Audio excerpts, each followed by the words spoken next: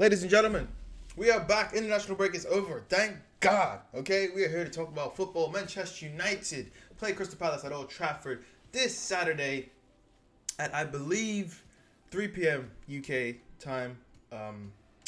And forgive me, 10 a.m. US. Anyway, I'm so happy to talk about football and lineups and just United news is great, but it's nothing like talking about the game. Anyway. If you do enjoy, drop a like and subscribe. I'm a little off it right now, so forgive me. Feels good to be back. Okay, so might as well talk about United. See, I'm already off. Like I don't even feel like in my zone right now. So forgive me. But I just want to make a point that we're 12 points off top at this point, and it's sad. It's sad. So Manchester United have 20 points. We sit in 8th place. And we just lost to Manchester Derby. But we had the international break, and it's time to turn over a new leaf. As you see there, I got my top performers there. Martial, Lindelof. Martial, apparently, according to Mourinho's press conference, Martial had a pre-injury, which means, his muscles were not as, they were giving off some indication, and he wasn't 100%, but they kept him, and he's according to Mourinho, he's worked hard and he's ready to kick on and get this win. Hopefully he absolutely smashes Crystal Palace. He's in my fantasy team. He's my captain. But not only that, he's in a good vein of form, and if he continues to score, he will tie. I believe it's Cantona, Ronaldo, and Van Nistelrooy's record. There may be one more person, but I think it's just those three. And if he scores two more consecutive games, he will break the record, or tie Jamie Vardy. He will tie Jamie Vardy, and then if he scores for a third consecutive time in a row, he will break the record, the Premier League record. So that's cool. What else I got? Shaw is suspended. We all know that. So probably going to be Ashley on that left back, which is, it is what it is. There's nothing you can really do about it. And then, like I say all the time, and I'm sorry I keep repeating myself, but Demi Mitchell's on loan. I would have loved for him to get this opportunity. He smashed it against Crystal Palace when he made his debut a couple seasons ago. But he's on loan, and he's playing well, so I hope he keeps it up. And Borthwick Jackson, I believe, is on loan. Oh, boy. I don't know where he's on loan. I'm not going to lie. Is it Scunthorpe or Southend? I don't know. It's one of the two. Forgive me. But we'll make do. Ashley Young isn't a terrible backup, but it's not great every time you see a 34-year-old winger playing at fullback. Which brings me to the other thing. Valencia will probably play right back. So I hope Delo plays, but looks like Valencia will play. Anyway, before I talk about Crystal Palace, let's get into the lineups. And if you are enjoying this, even though I'm just completely out of sorts right now, you can, if you can't really tell, drop a like and subscribe. You guys are freaking awesome. You guys are freaking awesome. Let's get it. Oh no, forgive me. There we go. Okay, so big Dave in that, obviously, because no one else is good enough to even consider. This is my back line. Hold up. There we go. It's just what I think is going to happen. This lineup right here is simply more what I think will happen other than what I think should happen, because Jose's a very, for lack of a better word, basic, in terms of this team, he doesn't go any way in being outlandish, and he's got his reasons. Obviously, he's the manager, so I'm not going to go against the man who knows football and has been in the business longer than I've been alive. But back line of Valencia, Smalling, Lindelof, and Young. I would not mind seeing Rojo play at all. In for Chris Smalling, please. But highly unlikely. So, such is life. Midfield, nothing new. Nothing other than what's expected. Pogba, Herrera, and Matic sitting in the 6. Now, I watched Stephen Howson's preview, and he made a point to say that Nemanja Matic is looking the way he's looking, off the pace, bad in every sense. simply because he's covering up for Chris Smalling and basically the defense. And I agree with him to a certain extent. I agree with him to the point that, you know, he is doing a lot because our defense isn't great. But by the same token, he shouldn't be that bad. Him covering defense does not make up for his lack of going forward. Him covering for defense is okay. I have no problem with that, even though he's not doing a great job at it. He looks exposed against City, and I know they're the best team in the league. But simple things he's not doing. Getting passes correct, making the right decision when it's right in front of you. That's a problem with the whole team, but Nemanja Matic, being who he is, a Premier League champion, or winner, however you want to put it, you know, quality. He's only 31 years old. He still got it. You know, he should still have it anyway. I don't think he's going to be like Wayne Rooney and drop off to the point where he can't return. But Matic should be making better decisions and correct decisions, and he's not. So, excuse me. I think, you know, he is going to start. That's what's going to happen. Not that I want it to happen. I would much prefer to see, really and truly, maybe Fellaini. Although Benteke is not fit, and I'm gonna get to that in a second. But, you know, we don't necessarily need that aerial threat or aerial coverage. But I wouldn't even mind seeing Ander Herrera, even though he didn't play well against City. They're an amazing team, in fairness to him and in fairness to them. You know, we can't just keep saying our team is bad, even though they aren't great. But moving on, you know, we can't spend enough time talking about Matic. I say it every week that I'm not a fan of what he's doing right now. But if he has 60,000 jobs and you can't do one of them, that's not good enough.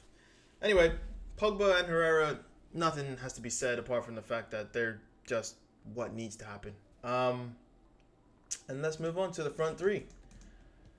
Martial, Lukaku, and Rashford is what I've gone with. Now, let me just say this. Martial, for me, is the only person guaranteed to start in this front three. I wouldn't mind seeing Alexis up front because I watched Crystal Palace game against Spurs. I think it was the last game they played before the international break. I could be wrong. But they sit so deep, and it's just it was a struggle for Spurs to break down. I mean, they got in a few times, but they struggled, man.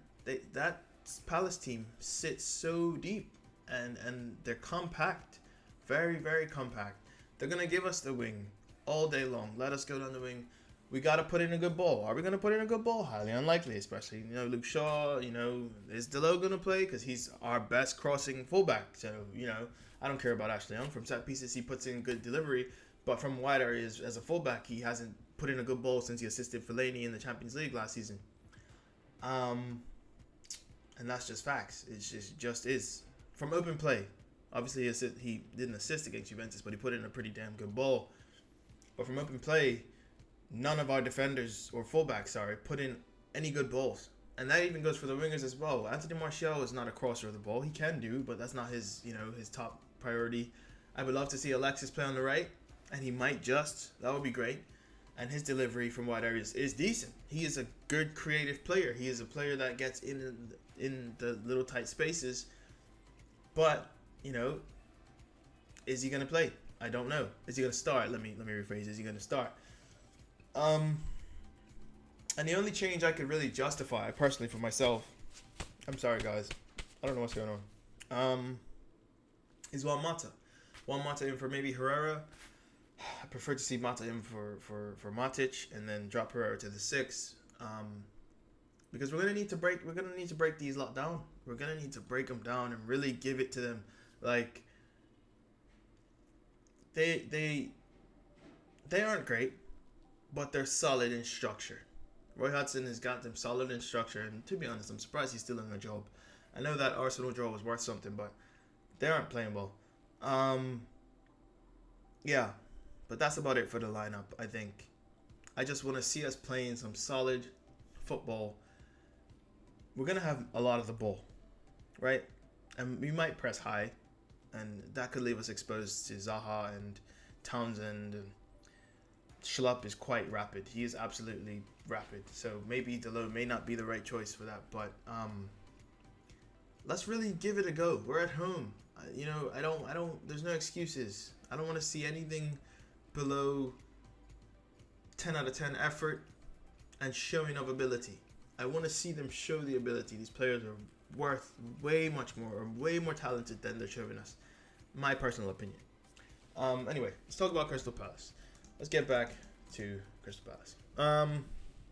16th in the league on 8 points. And they've lost 5 of the last 6, as you see. I got Townsend as their top performer. I wouldn't really say he's been their top performer, if I'm going to be honest with you, in terms of, his goal output and such like that. However, his involvement, especially with Zaha being out the time that he was out, Townsend's all over the pitch, running in behind all the time, very threatening. He played for Spurs, and I don't really know how that went. It was just a weird experience. But he is a good player.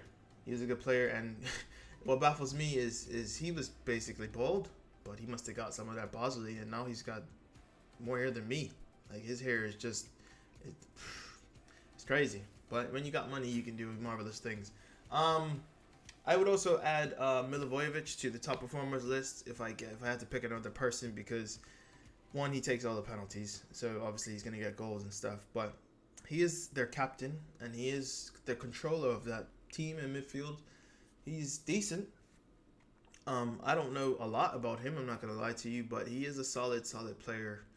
And he's good from set pieces as well. I believe he came close against Spurs, if I'm correct, but I could be wrong. I think he had a free kick, which he came pretty close, but like I said, I could be wrong. And then injured or unavailable is Benteke and Scott Dan. Scott Dan's been out for a while. I think I can't remember exactly what happened to him. I'm not even going to try to make up something. But Benteke, according to the great Manchester United app that we spent so much money on, instead of